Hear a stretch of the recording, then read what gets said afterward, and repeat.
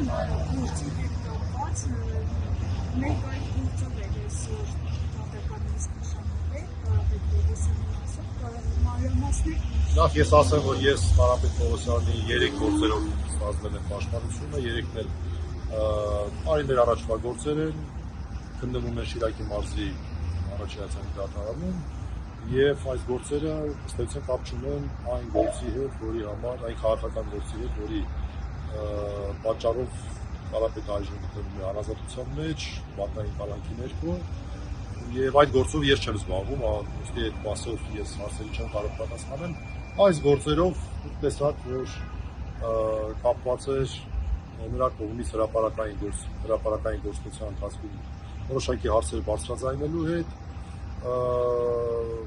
եւ մեր պնդումն այն է, որ դրանց արդյունքում է, որ աշխատանքից այսպես մեղմ ձևակերպեմ, աշխատանքն ավարտել է Շիրակի մարզի դատախազում։ Սա մեր վարկածն է, սա մեր մոտեցումն է, մենք այսօր ունեցանք Բուժովի հարցաքննություն,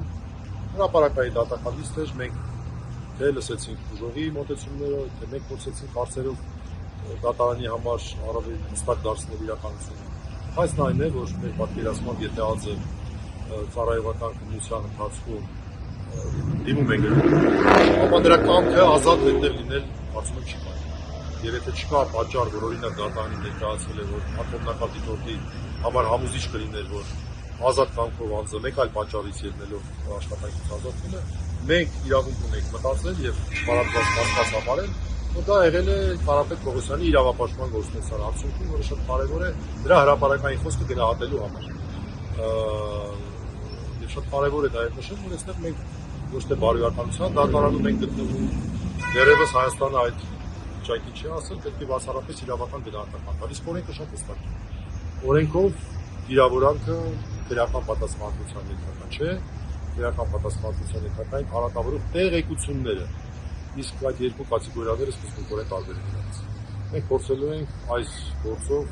հասնել արտարացման դատական ակտի, դեռ դատավարությունը շարունակվում է։